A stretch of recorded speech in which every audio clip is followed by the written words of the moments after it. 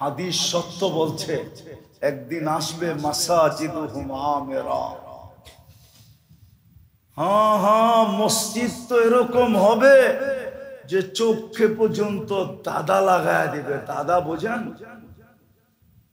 রাগ হয় না, আমি আপনাদের মসজিদ নিয়ে বলতেছি না, এরকম মসজিদ বাংলাদেশে বহু আছে এবং হইতেছে, ঠিক না? গ্রামের কোন মসজিদটাই সুসজ্জিত না। আপনাদেরটার ভিতরে তো এসি নাই, গ্রামের তো প্রত্যেক মসজিদে এসি আছে। কি এত নামি দামি মসজিদও তো কি নাই, কি নাই, কি নাই। আপনারা বলবেন এসি আবার ব্যয় করবো কেমনে, ঠিক না? এত কিছু করলাম, এত খরচা কোত্থেকে আসবে, এটা তো মহল্লার ভিতরে না, ঠিক না? হ্যাঁ, মেনে নিলাম হাদিসের কথা সত্য, মসজিদ বড় চোখে লাগার মতো হবে, চোখকে দাদা লাগায় দিবে। কিন্তু খারাপ মসজিদে মুসল্লি থাকবে না। এই জন্য মেরে দোস্ত, পায়ে হাত দিয়া বলি, যদি এইখানে আলোকিত থাকতে চান আর কবরকেও যদি আলোকিত করতে চান, আখেরাতটাও যদি আলোকিত করতে চান, আমি বললে হয়তো ওলামা লেখালেখি করবে, কিন্তু আমি এক কিতাবে পাইছিলাম, আর অনেকগুলা হাদিস দেখলে এটাই মনে হয়, মসজিদের সাথে যার ঘনিষ্ঠতা যত বেশি, সম্পর্ক যত বেশি, চোখ বন্ধ করে বইলা দেওয়া যায় আল্লাহর সাথে ওর সম্পর্ক তত বেশি। বরং কোরআনে হাত দিয়ে বলা যায়, কসম খায়া বলা যায় যে আল্লাহর সাথে ওর দুস্তি তত বেশি। নাইলে আল্লাহ কেন বলতেন বারবার যাকে আমার ঘরে আসতে যাইতে দেখো, মৃত্যুর খবরটা শুনলে দোয়াটা পড়ার সাথে সাথে তুমি একটা সিগনেচার দিও। আল্লাহ কি সিগনেচার দিব, কোথায় দিব? মনে মনে সিগনেচার দিও যে লোকটা ঈমানদার,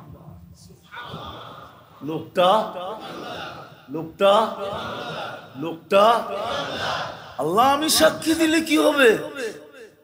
সব অথরিটি তো আপনার কাছে। আল্লাহ বলে সত্য, আমার কাছেই সব অথরিটি, আমি তোমাদের চেয়ে ভালো জানি এর ব্যাপারে, কিন্তু আজকে আমি আমার জানা বাদ দিয়া দিলাম। তারাকতু ইলমি ওয়া ক্বাবিলতু শাহাদাতা আবদি, আমি তোমাদের সাক্ষী গ্রহণ করে জান্নাত পেলাম। আসেন, রমজানে আমাদের মসজিদের সাথে যেরকম সম্পর্ক ছিল, আমরা যদি চাই যে মুসলিম জগৎ আবার আলোকিত হোক, তাহলে আমাদের সর্বপ্রথম সম্পর্ক করতে হবে মসজিদের সাথে। প্রাণী জগতের ভিতরে সবচেয়ে বড় বুদ্ধিমান, বিদ্বান, বিবেকমান একমাত্র মানুষ। প্রাণী জগতের ভিতরে, সৃষ্টি জগৎ বলা যায়, প্রাণী না। সৃষ্টি জগতের ভিতরে মানুষের মতো বিবেকমান, বুদ্ধিমান, বিদ্বান কোন প্রাণী নাই। যদি থাকতো তাইলে কারো না কারো প্রশংসা আল্লাহ করতেন। কিন্তু মানুষের যতটুকু প্রশংসা করছেন, শ্রেষ্ঠত্বের মুকুট মানুষের মাথায় দিছেন, বিদায় এই কথা বোঝা যায় যে সৃষ্টি জগতের ভিতরে মানুষের চেয়ে বেশি বিবেকমান, বুদ্ধিমান, বিদ্বান কোনো প্রাণী নেই। বিদায় আমাদের একটা জিনিস চিন্তা করা উচিত, বিবেক, বুদ্ধি, বিদ্যা থাকলেই তো মানুষ চিন্তা করে। বিবেক বুদ্ধি যদি না থাকে তাহলে নাম, তার জন্য অন্য একটা শব্দ ব্যবহার হয়, ঠিক না? পাগল। বিদায় আমাদের চিন্তা করা উচিত যে আমার শরীরটার তো 24 ঘন্টা এই দেহটার কিছু না কিছু জিনিস প্রয়োজন হয়। পিপাসা লাগলে পান করতে হয়, খিদা লাগলে খাইতে হয়, ঠিক না? শীত লাগলে গরম কাপড় পরতে হয়, গরম লাগলে এমনকি এসিরও প্রয়োজন হয়। এখন আর এসি ফ্যাশন না। যাদের এসি আছে, এসিকে এক সময় ফ্যাশন বলা হতো, এখন আর এসি ফ্যাশন না। ফ্যাশন না, এসি হলো এখন প্রয়োজন। আচ্ছা, ওইদিকে গেলাম না, কেন প্রয়োজন? তো মানুষের এই দেহটার 24 ঘন্টায় একটু পর পরই কিছু না কিছুর প্রয়োজন হয়, ঠিক না? কিন্তু আমার প্রশ্ন হলো যে এই দেহটাকে যেই জিনিসটায় চলমান রাখলো, চলমান পর্যন্ত আমরা চলমান কিসের দ্বারা? আত্মার দ্বারা। আত্মা না থাকলে, আত্মা বাহির হয়ে গেল, সবকিছু শেষ। দেহটাকে যে আত্মা 24 ঘন্টা চলমান রাখলো, বা চলমান রাখে, বা সচল রাখে, বা সজাগ রাখে, বা কর্মযোগ্য রাখে, যদি দেহটার একটু পরপরই প্রয়োজন হয়, তাহলে আত্মাটার কি কোনো প্রয়োজন নাই? এই আত্মাটা ভালো মতো বুঝতে হবে, কিন্তু নাহলে পরের কথা বুঝে আসবে না। আর বুঝে না আসলে কিন্তু আগেও বাড়া যাবে না। যদি দেহটার এত যত্ন লাগে, দেহটার যত্ন আমরা করি না? করি না? কতটুকু করি? সবকিছু তো দেহের জন্যই, ঠিক না? আমাদের টাকা পয়সা, শ্রম, সব কিছু তো এই দেহটার জন্যই। দেহটার যদি এত যত্নের প্রয়োজন হয়, তাহলে আত্মাটার কি কোনো যত্ন নাই?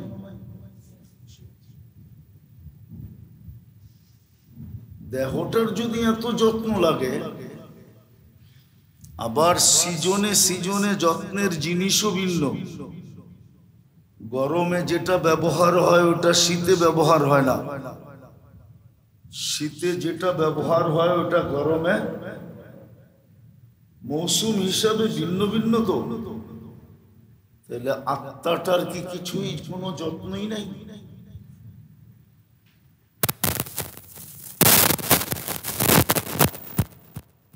যদি দেহটাকে এত সেবা করতে হয়, আর দেহের সেবার জন্য দুনিয়াতে কতগুলো সংস্থা কাজ করে। দেহের একটা অঙ্গই তো, ছোট একটা অঙ্গই তো চক্ষু, ঠিক না? হ্যাঁ, ওটা সেবার জন্য তো এত বড় একটা হাসপাতাল, ঠিক না? শুধু একটা নাকি, বেলকুচিতে আরো কয়েকটা পাওয়া যাবে, ঠিক না? না পাওয়া যাবে না? এরকম প্রত্যেক অঙ্গের আলাদা আলাদা যত্নের জন্য, সেবার জন্য যদি প্রতিষ্ঠান থাকে, তাহলে আত্মার যত্নের জন্য কি কোনো প্রতিষ্ঠান নাই? আমার প্রশ্নগুলো বুঝেন কিন্তু, তাহলে আমার কথা বুঝে আসবে, নাইলে বুঝে আসবে না। তাইলে কাজে দিবে, নাইলে কাজে দিবে না।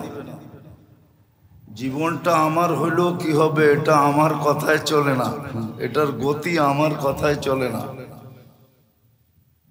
জীবনটা যদিও আমার, কিন্তু এটার গতি আমার কাছে না, এটার গতি জীবনদাতার কাছে। যিনি জীবন দিছেন ওনার কাছেই কিন্তু এটার গতি। এটা গতি আমাদের হাতে না। হ্যাঁ, দেহটা যিনি দিছেন, দেহ যদিও আমার, এত চিন্তা করি, এত সেবা করি, এত যত্ন করি, এত খেয়াল রাখি, সবকিছু করলে কি হবে? এটা টেম্পার, কিন্তু আমার হাতে না।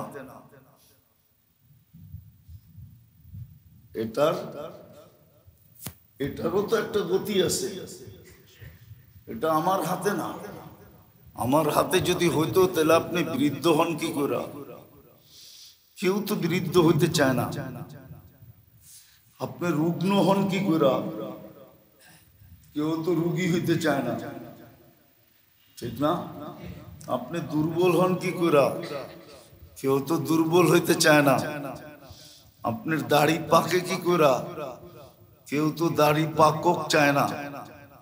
যদি দাড়ি পাকে মানুষ চাইতো তাহলে দুনিয়া এত কালার তৈরি হইতো না। চুল দাড়ি ঠিক রাখার জন্য দুনিয়াতে কালারের অভাব নেই, তাহলে এত কালার তৈরি হইতো না, ঠিক না? বুঝা গেল এরকম প্রত্যেকটা জিনিস দেখানো যায়। বুঝা গেল দেহটা আমার হইলেও কি হবে? এটার এক অবস্থায় থাকা, এটা আমার হাতে। এটুকু কই কন্ট্রোল করতেছে, ঠিক না? তো তাইলে একটু ভালো মতে বুঝি, চিন্তা করি, একটু ভালো মতে চিন্তা করি, কেননা বেশি দিন থাকা তো যাবে না। আবার এটাও সত্য, এটাও সত্য, মানুষ কারো পিছনে কিছু খরচ করে কিছু স্বার্থ নিয়ে, ঠিক না? না স্বার্থবিহীন। আপনার মেয়েটাকে রাখে বিদেয়ী তো জামাইয়ের এত যত্ন, ঠিক না? মনে হয় বোঝেন না। মেয়েটাকে সুখে রাখে বিদেয়ী তো জামাইয়ের এত যত্ন, এত ভালোবাসা, ঠিক না? হ্যাঁ, আবার আমাদের ছেলেটাকে দেখা রাখে বিদায়ী তো বউর এত যত্ন, ঠিক না? কি বলেন? নইলে এত যত্ন হইতো কেন? শ্বশুর কেন মা বলতে বলতে গলা শুকাইতো? আপনার মনে হয় পুত্রবধূকে মা বলেন না, ঠিক না? মা বলতে বলতে কেন গলা শুকাইতো? কেননা আমার ছেলেটাকে দেখা রাখে, ঠিক না? এই জন্যই তো পরের বাড়ির মেয়েটার এত যত্ন, ঠিক না? আমার মেয়েটাকে দেখা রাখে, এই জন্যই তো পরের বাড়ির ছেলেটার এত আদর। তাহলে আল্লাহ যে আমাদের উপরে 24 ঘন্টা ব্যয় করতেছে, 24 ঘন্টা ব্যয় করতেছে। দেখাবো দুই একটা। 24 ঘন্টা আল্লাহ আমাদের উপরে ব্যয় করতেছে। যদি প্রযুক্তি দিয়ে দেখি, চলেন অক্সিজেন নিয়ে নেন। যদি অক্সিজেন কিনা ব্যবহার করতে হইতো তাহলে ডেলি কয় টাকা ব্যয় করতে হতো? চলেন একটা দাম ধরি, পানির দামই ধরলাম। 1 লিটার পানি কত? 1 লিটার পানি আপনাদের এখানে 20 টাকা? আরে না, 30 টাকা। 30 টাকা 1 লিটার পানির দামে যদি ধরি 30 টাকা, তাহলে তো ডেলি 16,500 টাকা শুধু অক্সিজেনের বিল দিতে হতো। পার লিটার 30 টাকা খরচ করে কে নেয়? কে অক্সিজেন নিতেছি আমি, খরচ করতেছে কে? এত যত্ন করে খরচ করতেছেন, এটার কি কোনো বিনিময় নাই? এটার কোনো আদর যত্ন নাই? তো ডেলি তো 16,500 টাকা আমাকে দিতে হতো শুধু অক্সিজেনের বিল। যদি পানির দামে কিনতাম, যদি শ্বাসের বিল ধরতেন, শ্বাস যে নেই আর ছাড়ি, এটার বিল যদি ধরতেন, পার শ্বাস 1 পয়সা, তাইলেও তো ডেলি 1600 টাকা বিল দিতে হতো।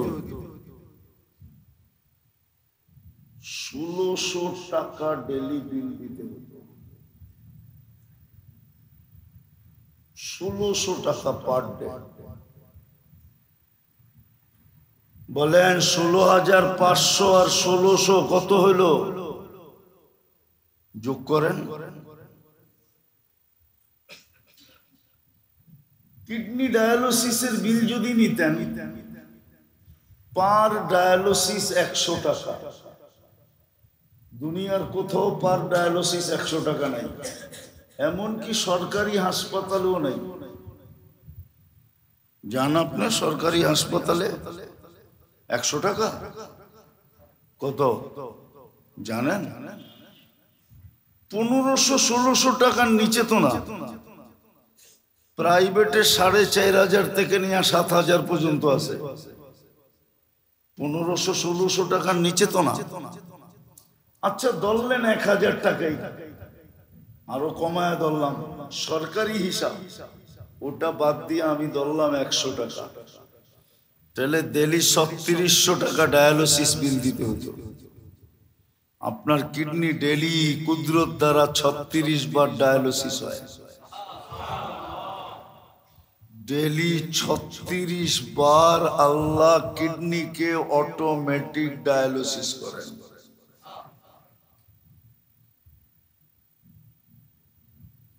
এই যে যত্ন আপনাকে, এর পিছে কি কোনো স্বার্থ নাই, কোনো উদ্দেশ্য নাই? একটু আগেই তো দেখাইলাম, আপনার মেয়েটাকে যত্নে রাখে বিদায় জামাইয়ের এত কদর, ঠিক না? অবেলা চলে আসলে মুরগি ধরার জন্য শ্বশুরের লঙ্গি পর্যন্ত খোলা যায়, ঠিক না?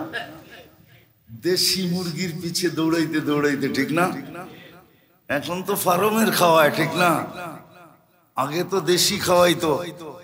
জানা তো ছিল না জামাই অবেলা চলে আসছে। শাশুড়ি বলছে আদরের জামাই আসছে, মুরগি না হইলে হয়? চেষ্টা করো দেখো, শ্বশুর ছুটতে ছুটতে এক হাতে লঙ্গি আর এক হাতে পিছে দৌড়াইতেছে। এত যত্ন। আপনাকে যে আমাকে আল্লাহ 24 ঘন্টা দেখা রাখতেছেন, সেবা দিতেছেন, কোনো উদ্দেশ্য নেই। যা কথা লম্বা করতেছি না, বলেন এই বিষয়গুলো আমরা কোনোদিন ভাবি কিনা? কিন্তু হুকুম তো ছিল, হুকুম তো ছিল 24 ঘন্টার ভিতরে 1 মিনিট হইল ভাবো, 1 মিনিট হইল এই জিনিসগুলা ভাবো, চিন্তা করো। আবার এটাও বলছিলেন যে চিন্তাটা তোমার বিনিময়হীন না, তুমি চিন্তা করবে, উপরে আমরা তোমাকে সওয়াব দিতে থাকবো। লাতাফাক্কুরু সাআ খায়রুম মিন ইবাদাতি 60 আও 70 সানা। 60-70 বছর নফল ইবাদত করা কোথায় পৌঁছবে? সামান্য সময়ের চিন্তা তোমাকে এর চেয়ে আগে নিয়ে যাবে। কিন্তু বলেন আমরা কয়জন এই বিষয়গুলা নিয়ে চিন্তা করি? আবারও কিন্তু আমি দেখাইতেছি, দেহটার এত যত্ন, এত সেবা, দেহটা নিয়ে এত চিন্তা, দেহটার এত খেয়াল রাখি, কিন্তু দেহটাকে যে সচ্ছল রাখলো, বাঁচায় রাখলো, জীবিত রাখলো, চলমান রাখলো, কর্মঠ রাখলো, যে আত্মা, ওটা নিয়ে তো আমরা চিন্তা করি না, একটুও ভাবি না।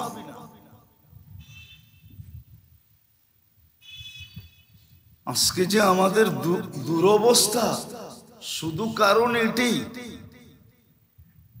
যে মুসলমানের দেহ সুঠাম মানি আমি, সবল মানি আমি, নাদুস নুদুস মানি আমি, চলমান মানি আমি, সর্বদিক দিয়া মুসলমানের দেহ রোগহীন মানি আমি, রোগও কম, মুসলমানের রোগ বেশি না। আল্লাহ মুসলমানদের রোগ কম দিছে। আপনি দেখান, প্রমাণ দেই।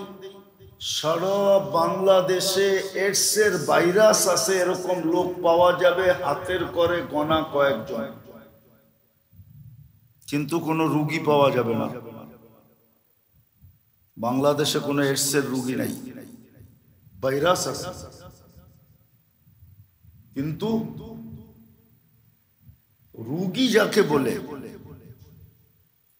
যে যার চিকিৎসা নিতে হইতেছে, হাসপাতালে আছে, এরকম একজন রোগীও বাংলাদেশে নাই। অথচ 18 কোটি মানুষ, 20 কোটি মানুষ,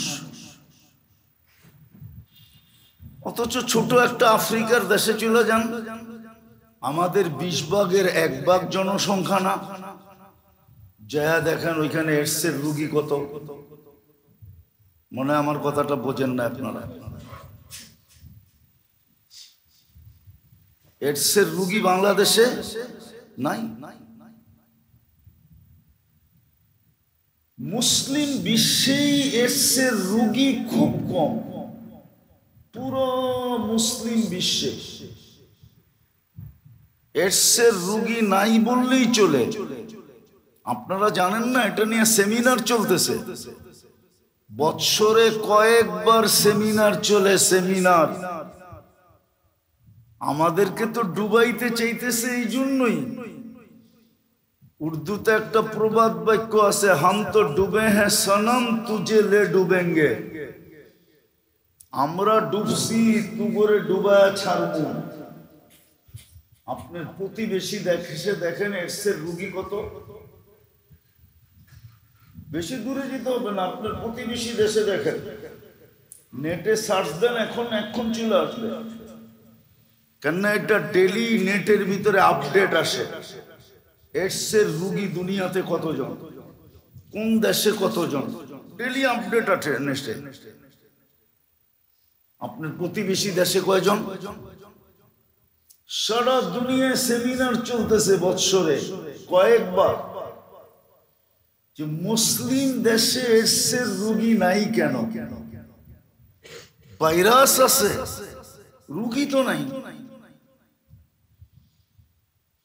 ভাইরাস ঘুমায় আছে তো ঘুমাই আছে। এই ব্যক্তির মরণের আগে সজাগ হবে কিনা এটাও বিজ্ঞান জানে না। কেন নাই? এটা নিয়ে ওদের মাথা নষ্ট। ওরা সেমিনার করতেছে,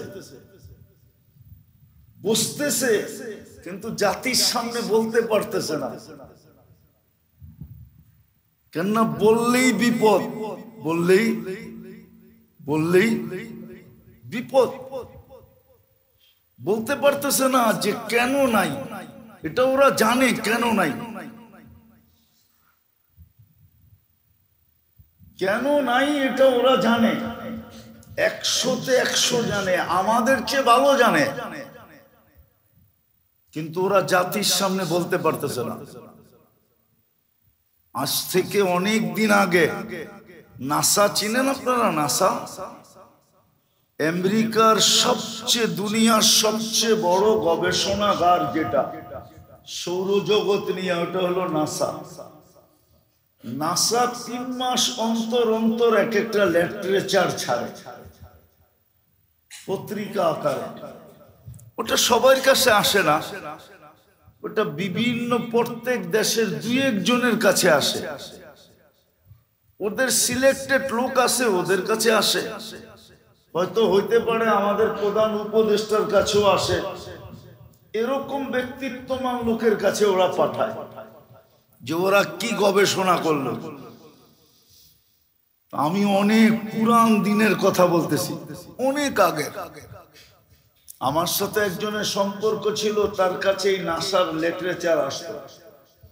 তো সে একদিন আমাকে ডাইকা বলতেছে, মুফতি সাহেব আজীব কথা আপনাকে শোনাবো, নাসা লেখছে।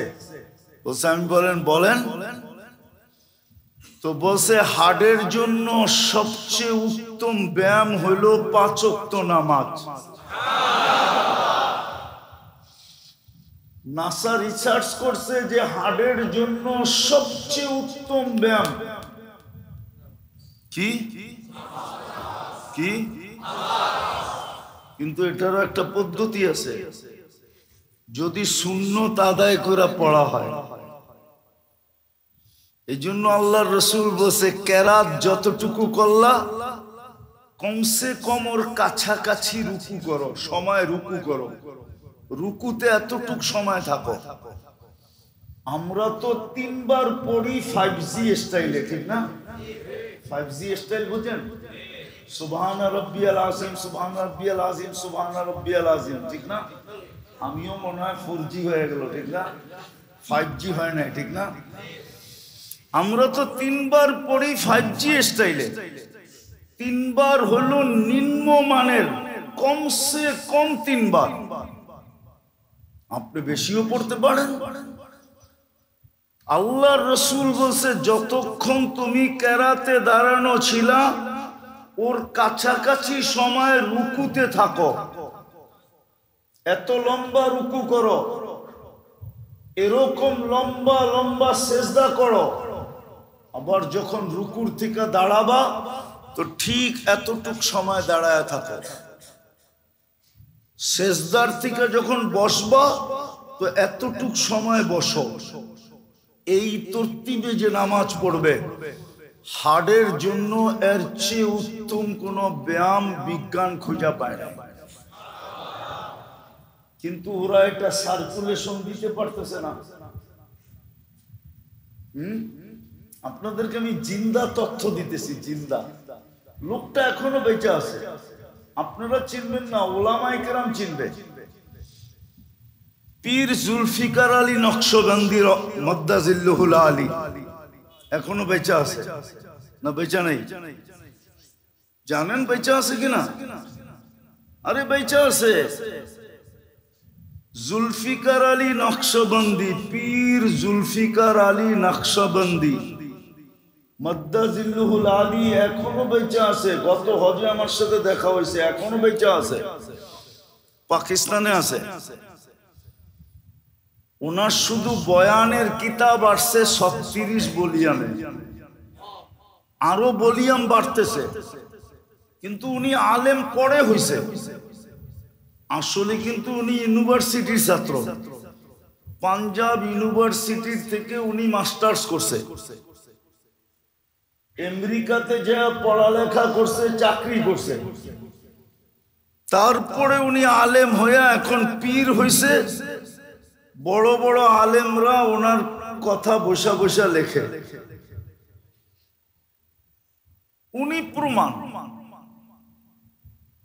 উনি বলে আমি যখন আমেরিকাতে ছিলাম তো আমারই পাশে এক বহুত বড় আমেরিকান ডাক্তার ছিল, এখনো আছে। সে বৎসরে 40 দিন রোজা রাখে। কয়দিন? আমরা তো 30 দিনই রাখতে চাই না। আমরা তো 30 দিনই রাখতে চাই না, সে 40 দিন রোজা রাখে। তো ডাক্তার বলছে তোমরা রোজা রাখো, আমিও রোজা রাখি। তাইলে জাতিকে বলো। না, এটা বলা যাবে না। বলছে রোজা কেন রাখো তুমি? দেখবেন আমাদের ঘরের মেয়েরা যখন কাজ করে ঘরে কিচেনে, তো কিচেনে সবাই একটা হয়তো পলিথিন থাকে, আর নইলে কি থাকে, একটা জালি ব্যাগ থাকে, প্লাস্টিকের বালতি থাকে, ঠিক না? সমস্ত ডাস্ট কোথায় ফেলায়? জমা করতে করতে এক সময় যখন সুযোগ পায় পুরোটা বাহির করে নিক্ষেপ করে, ঠিক না? আমরা যে সারা দিন খাই, আমাদের শরীরেও তো ডাস্ট জমা হয়। শরীর এটা বাহির করার সময় পায় না, কেন আমরা তো কেউ উঠা থেকে নিয়া ঘুমানো পর্যন্ত তো কি হইতে থাকে, খাইতে থাকি না। শরীর এই ডাস্ট ময়লাকে দূরে নিক্ষেপ করতে পারে না। সময় থাকে না। যখন রোজা রাখে তখন শরীর সুযোগ পায় এই ময়লাগুলা আস্তে আস্তে শরীর থেকে বাহির করে দিতে। ওই যে খাদ্যের কারণে আমাদের শরীরের টিস্যুর ভিতরে যে ময়লা জমা হইলো, ওটা ফাস্টিং বলে, এটাকে অটোফেজি বলে ইংলিশে। অটোফেজির মাধ্যমে এটা দূর হয়ে যায়। তো যেটা বুঝাইতেছিলাম, বিজ্ঞান বোঝে যে হাড়ের জন্য উত্তম কোনো ব্যায়াম নাই নামাজের চেয়ে, কিন্তু ওরা বোঝা সত্ত্বেও সার্কুলেশন দিতে পারতেছে না। কেননা নামাজ পড়তে দেরি, দুনিয়া মুসলমান বলতে দেরি করবে না, ঠিক না? হ্যাঁ, ঠিক তদ্রুপ ওরা জানে যে মুসলমান দুনিয়ায় এসছে নাই কেন, কিন্তু ওরা সার্কুলেশন দিতে পারতেছে না। তাও যতটুকু বেঁচে আসি শুধু নামের কারণে। কিসের কারণে? কি কি আপনারাই বলবেন যে বেলকুচিতে কিছু জিনিস চলে প্রবীণ নামের কারণে চলে, নাইলে আগে যেরকম কোয়ালিটি ছিল এখন ওরকম কোয়ালিটি, কিন্তু নাম চলে গেছে। এখন এখন এখন চলতেছে, ঠিক না? কিন্তু আগে যে কোয়ালিটি ছিল ওই কোয়ালিটি, এরকম প্রমাণ দুনিয়াতে দেওয়া যাবে বহু। হাজির বিরানি ডাকা চলে না? চলে না? হ্যাঁ, সিরাজগঞ্জের থেকেও তো যায় হাজির বিরানি খেতে, ঠিক না? টাকা যখন গেছে কয়েকটু দেখি না হাজির বিরানি, শুনলামই তো সারা জীবন। আর সেই বললাম যখন ঢাকা, আবার ইসলামপুর, ওটা তো কাছেই, 10 টাকা রিক্সা ভাড়া, যায় একটু খায়া আসি না। আমরাও আজকে বাইচা আসি শুধু নামের কারণে।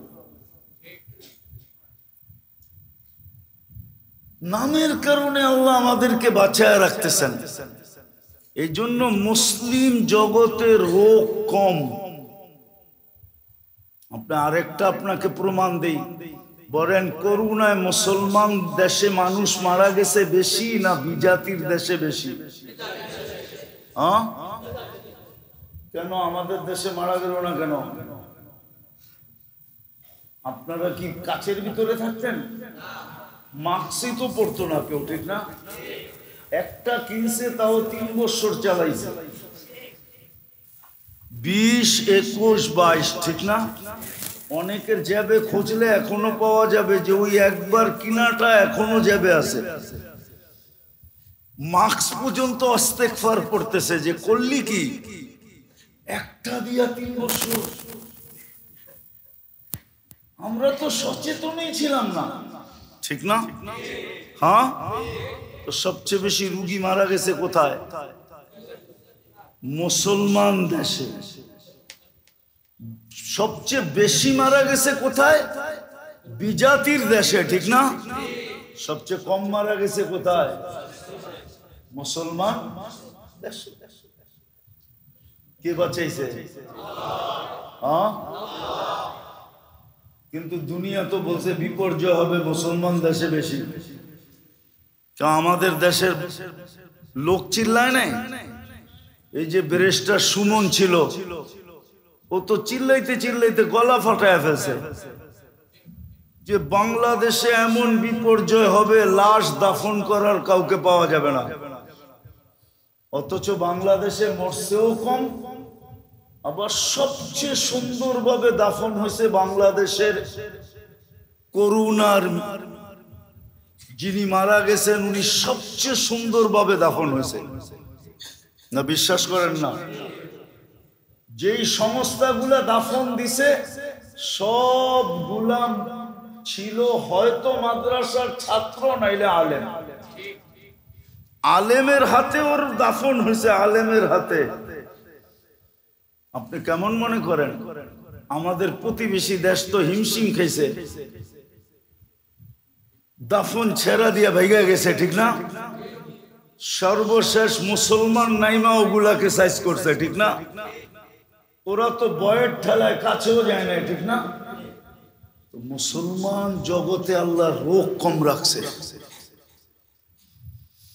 তো যেটা আমি বুঝাইতেছিলাম, কথাকে গুছায় নিয়ে আসতেছি, যে দেহটা নিয়ে যদি এত চিন্তিত হইতে হয়, এত সেবা করতে হয়, এত যত্ন করতে হয়,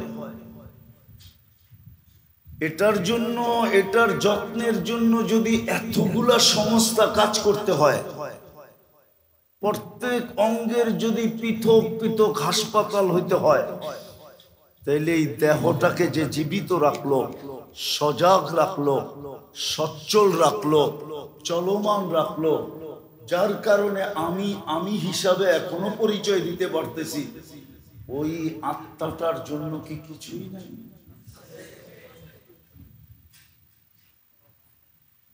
দ্বিতীয় বুঝাইতেছিলাম যে থাকবে না কেন, এটার পিছে তো 24 ঘন্টা যিনি সেবা দিতেছেন, সার্ভিস দিতেছেন, আমরা যদি স্বার্থহীন, স্বার্থ ব্যতীত কাউকে যত্ন স্বপ্ন না করি, তাইলে আল্লাহ কি স্বার্থ ছাড়াই আমাদেরকে সার্ভিস দিতেছেন? আল্লাহর কোনো স্বার্থ নাই। স্বার্থ শব্দটা যদিও আল্লাহর জন্য শোভনীয় না, এখানে বলা যেতে পারে উদ্দেশ্যহীন তো না, উদ্দেশ্যহীন তো আল্লাহ আমাদেরকে সার্ভিস দিতেছে। আমি তো আপনাদেরকে 3-4টা দেখাইলাম, যদি সবগুলা খুলতে থাকি আর প্রযুক্তির সাথে দাম মিলাইতে থাকি, তাহলে দেখবেন ডেলি 1 কোটি টাকা বিল দিতে হবে। আপনি কোত্থেকে দিবেন? ওটা তো আল্লাহ বিনা পয়সায় সার্ভিস দিতেছে। কিন্তু সবকিছু মিলায় আপনার আমি এই আত্মাটার জন্য কতটুকু চিন্তা করি? উচিত তো ছিল ডেলি 1 মিনিট চিন্তা করা। সমাধান না করা বাদই দিলাম, যে আমি সমাধান করতে পারবো না, চিন্তা তো করতে পারবো, কিন্তু চিন্তাও তো আমরা করি না যে আমার আত্মাটার কোনো সেবার দরকার আছে কিনা, আত্মাটার কোনো প্রয়োজন আছে কিনা, আত্মাটার কোনো যত্ন দরকার কিনা।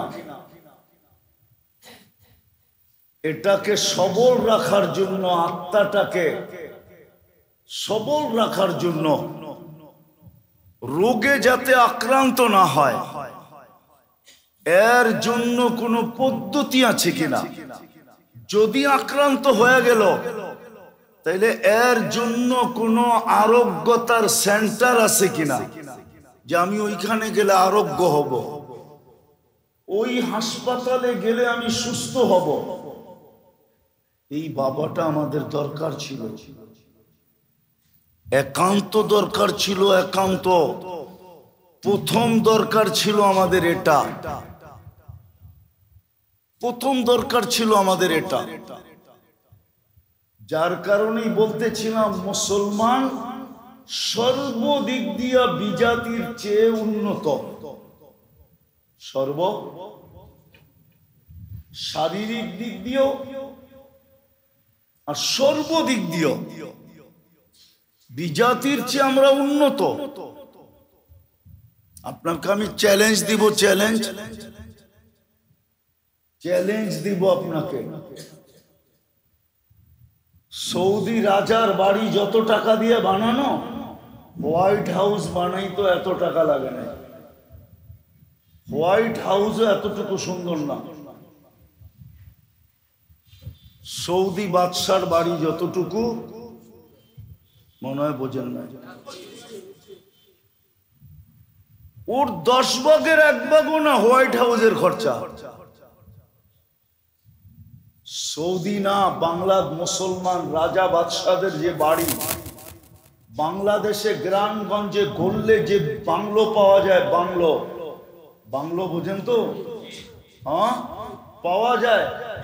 আমার মনে হয় না বিল গেটসের বাড়ি এর চেয়ে সুন্দর।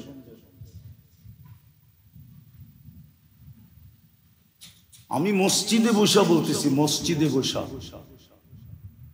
বিল গেটসের কোন শার্ট চ্যালেঞ্জ আপনার সাথে $1000 পাবেন না। ঊর্ধ্বে যদি পান তো $100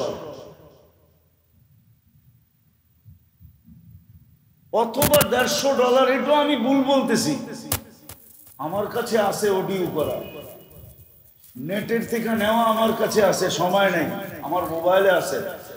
বিল গেটসের প্যান্টের দাম কত, শার্টের দাম কত, সবচেয়ে দামি শার্ট কত পড়ে,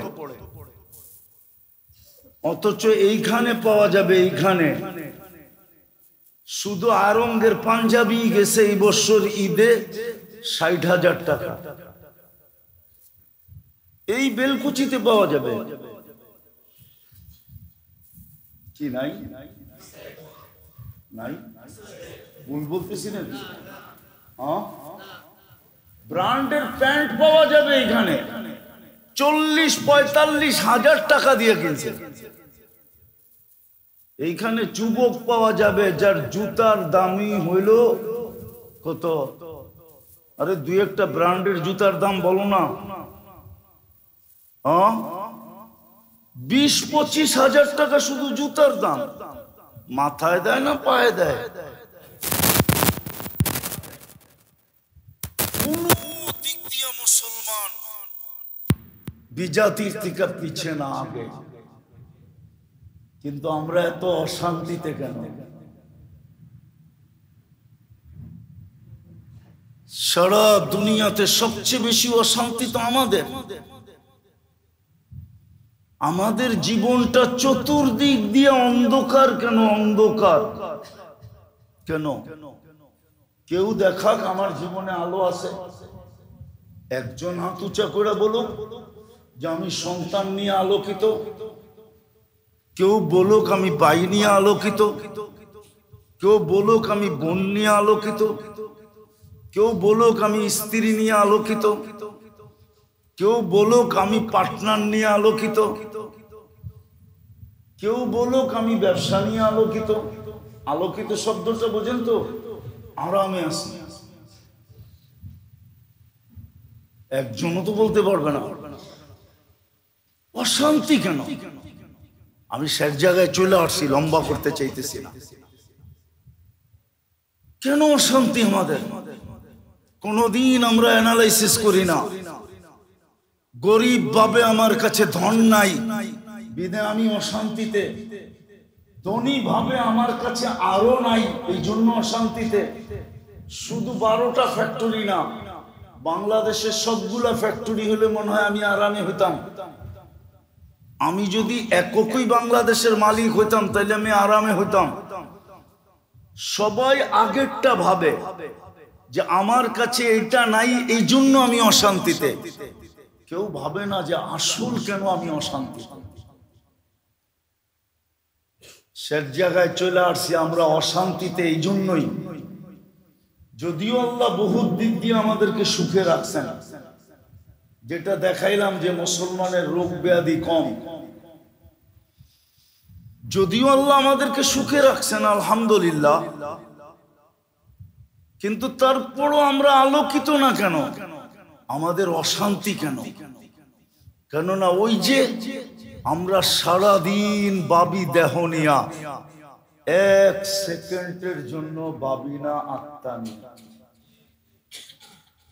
সারাদিন যত্ন করি দেহটা, 1 মিনিটও আমি যত্ন করিটা আমার আত্মাটা। এক যুবক বলুক এখানে যে ও ডেলি মনের থেকে একবার আল্লাহ বলে, একবার বলুক মনের থেকে, ভালোবাসার কারণে একবার মনের থেকে বলল আল্লাহ। এক যুবক বলুক, এই পুরো মজমা বলুক যে আমার অন্তরের ভালোবাসার থেকে আমি ডেলি আল্লাহকে 100 বার ডাকি। বলুন তো কয়জন হাত উঠাইতে পারবে?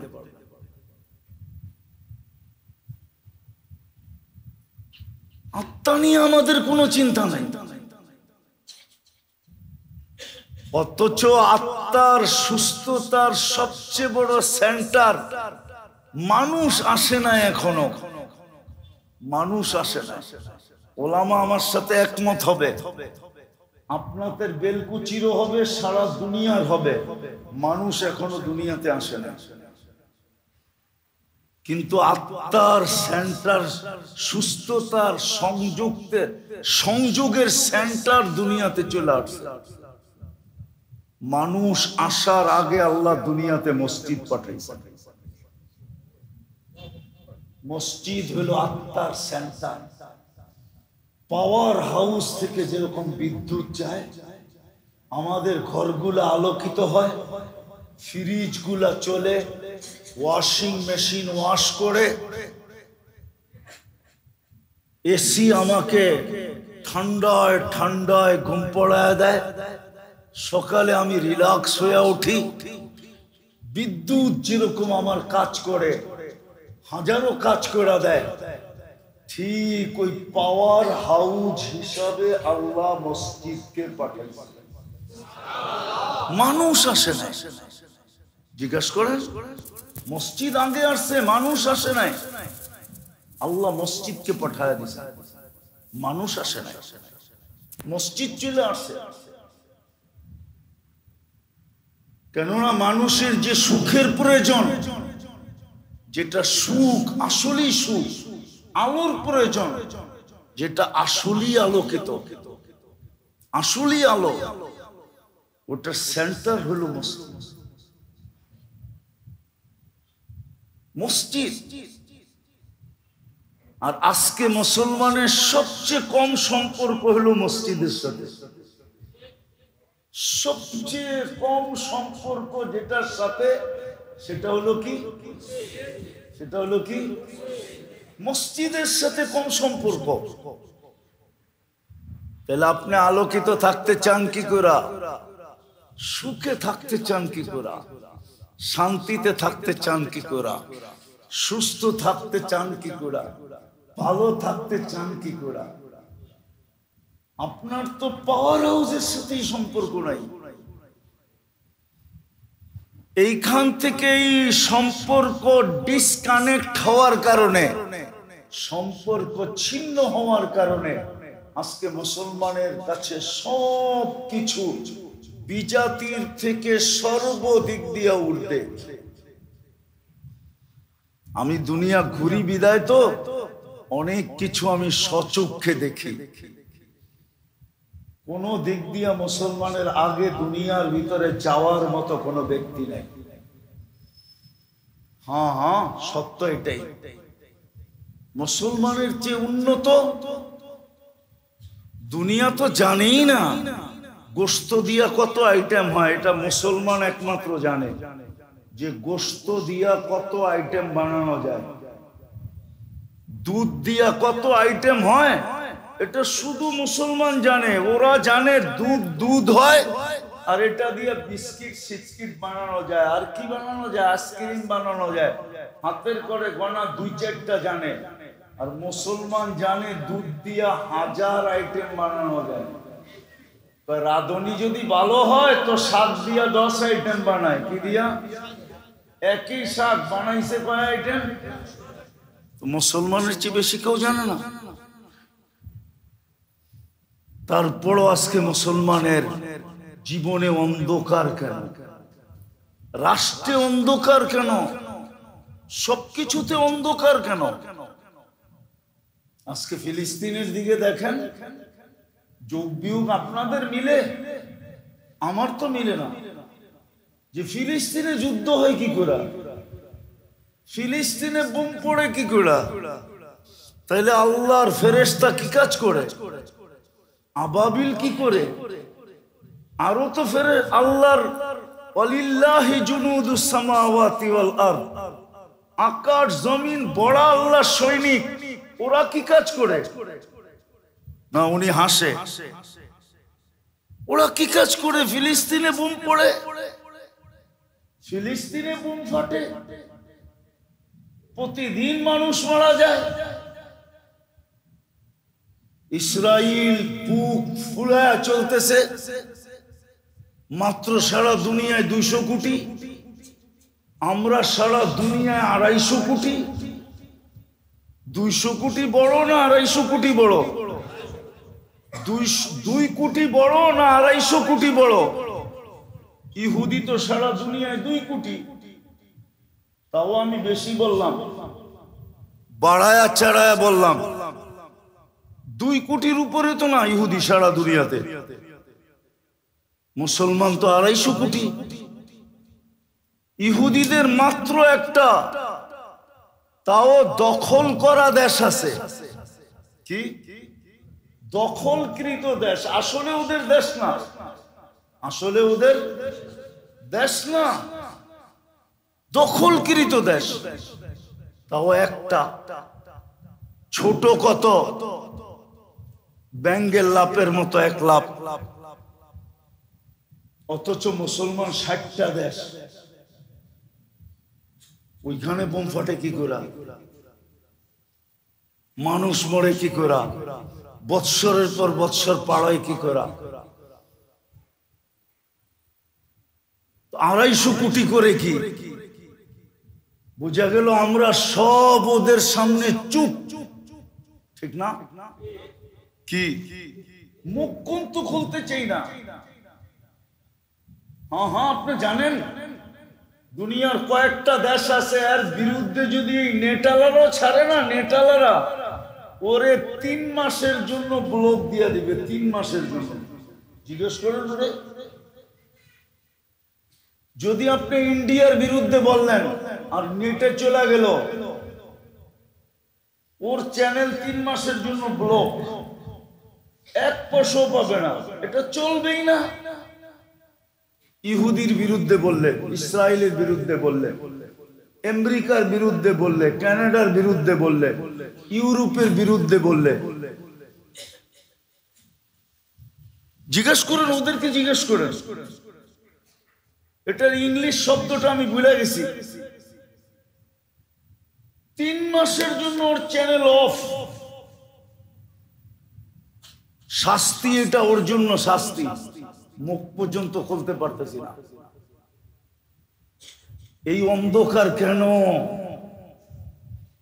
সম্পর্ক নাই আমাদের মসজিদের সাথে।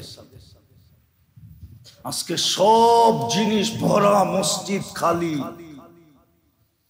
যাও একটু রমজানে ভরছিল, চাঁদ উঠতে দেরি, আবার খালি হতে দেরি হয় না। আজকে মসজিদ খালি। আল্লাহ ডাকে ডেলি 5 বার, আল্লাহ ডাকে।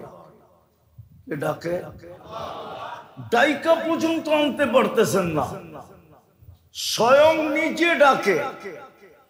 আহ্বান আল্লাহর আওয়াজ, মুয়াজ্জিনের। বিদায় আমরা সর্বদিক দিয়ে অন্ধকার, এই জন্য যে আমাদের আত্মার সম্পর্ক সেন্টারের সাথে নাই, মসজিদের সাথে নাই। হাদিস সত্য বলছে, একদিন আসবে মাসাজিদুহুম আমিরা। হ্যাঁ হ্যাঁ, মসজিদ তো এরকম হবে যে চোখে পর্যন্ত দাদা লাগায় দিবে। দাদা বোঝেন? রাগ হয় না, আমি আপনাদের মসজিদ নিয়ে বলতেছি না। এরকম মসজিদ বাংলাদেশে বহুত আছে এবং হইতেছে, ঠিক না? গ্রামের কোন মসজিদটাই সুসজ্জিত না। আপনাদেরটার ভিতরে তো এসি নাই, গ্রামের তো প্রত্যেক মসজিদে এসি আছে। কি এত নামি দামি মসজিদও তো কি নাই, কি নাই, কি নাই? আপনারা বলবেন এসি আবার ব্যয় করবো কেমনে, ঠিক না? এত কিছু করলাম, এত খরচা কোত্থেকে আসবে? এটা তো মহল্লার ভিতরে না, ঠিক না? হ্যাঁ, মেনে নিলাম। হাদিসের কথা সত্য, মসজিদ বড় চোখে লাগার মতো হবে, চোখকে দাদা লাগায় দিবে। কিন্তু খারাপ মসজিদে মুসল্লি থাকবে না। এই জন্য মেরে দোস্ত, পায়ে হাত দিয়া বলি, যদি এইখানে আলোকিত থাকতে চান, আর কবরকেও যদি আলোকিত করতে চান, আখেরাতটাও যদি আলোকিত করতে চান, আমি বললে হয়তো ওলামা লেখালেখি করবে, কিন্তু আমি এক কিতাবে পাইছিলাম, আর অনেকগুলা হাদিস দেখলে এটাই মনে হয়, মসজিদের সাথে যার ঘনিষ্ঠতা যত বেশি, সম্পর্ক যত বেশি, চোখ বন্ধ করে বইলা দেওয়া যায় আল্লাহর সাথে ওর সম্পর্ক তত বেশি। বরং কোরআনে হাত দিয়ে বলা যায়, কসম খায়া বলা যায় যে আল্লাহর সাথে ওর দুস্তি তত বেশি। নাইলে আল্লাহ কেন বলতেন বারবার যাকে আমার ঘরে আসতে যাইতে দেখো, মৃত্যুর খবরটা শুনলে দোয়াটা পড়ার সাথে সাথে তুমি একটা সিগনেচার দিও। আল্লাহ কি সিগনেচার দিব, কোথায় দিব? মনে মনে সিগনেচার দিও যে লোকটা ইমানদার,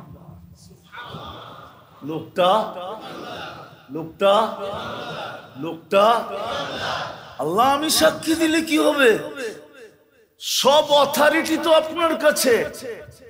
আল্লাহ বলে সত্য, আমার কাছেই সব অথরিটি, আমি তোমাদের চেয়ে ভালো জানি এর ব্যাপারে, কিন্তু আজকে আমি আমার জানা বাদ দিয়া দিলাম। তারাকতু ইলমি ওয়া ক্বাবিলতু শাহাদাতা আবদি, আমি তোমাদের সাক্ষী গ্রহণ করে জান্নাত দিলাম। আসেন, রমজানে আমাদের মসজিদের সাথে যেরকম সম্পর্ক ছিল, আমরা যদি চাই যে মুসলিম জগৎ আবার আলোকিত হোক, তাহলে আমাদের সর্বপ্রথম সম্পর্ক করতে হবে মসজিদের সাথে। যতদিন পর্যন্ত আমরা মসজিদ না পড়তে পারবো, লম্বা হয়ে যেতেছে, আপনাদের টাইমে ওভার হয়ে যেতেছে। আমি আমার জীবনের সত্য কাহিনী আপনাদেরকে শুনাইতেছি। 94, 93 না 91 দশকে, 91 না 89, এটা পারফেক্ট। আমার সফর চলতেছিল দুবাইতে। ওইখানে আমার এক ইসরায়েলি এক ফিলিস্তিনি আলেমের সাথে সাক্ষাৎ হয়েছে। এখনো সে বেঁচে আছে, এখনো তার সাথে আমাদের সংযোগ আছে। থাকে ফিলিস্তিনে, কিন্তু ওই ফিলিস্তিনি সে থাকে ইসরায়েলের ভিতরে। কেননা ইসরায়েলের ভিতরে 15 লক্ষ মানুষ আছে মুসলমান, 15 লক্ষ। কত? 1.5 মিলিয়ন। 15 লক্ষ মুসলমান আছে ইসরায়েলের ভিতরে। 800 মসজিদ আছে ইসরায়েলে। 4টা তাবলীগের বড় বড় মার্কাজ আছে ইসরায়েলের ভিতরে বলতেছে। তো সে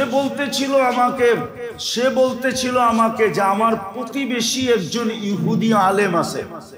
সে আমাকে একদিন জিজ্ঞাসা করছে, তোমাদের জুমায় আর ফজরে মুসল্লি কিরকম হয়? আমি তাকে হাসতে হাসতে বললাম যে তুমি তো ইহুদি, জুমার ফজরের সাথে তোমার সম্পর্ক কি?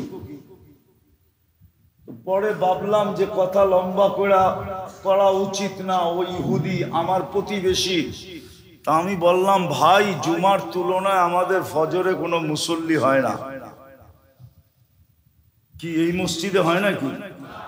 আজকে দেখেন আর ফজরে দেখেন, প্রত্যেক মসজিদে জুমার তুলনায় কোনো মুসল্লি হয় না। তো ওই হালেম হাসি দিয়া বলতেছে, তাইলে আমরা এখনো নিরাপদ। জিজ্ঞেস করলাম এটার অর্থ কি, তোমরা এখনো নিরাপদ? বলছে আমাদের কিতাবে লেখা আছে তোমাদের জুমার জামাত আর ফজরের জামাত যেদিন থেকে সমান সংখ্যায় হতে শুরু করবে, ওই দিন থেকে তোমাদের বিজয়ের পালা শুরু হবে। এর আগে সারা দুনিয়া চিৎকার দিলেও তোমরা বিজয়ের চিহ্ন চোখে দেখবে না।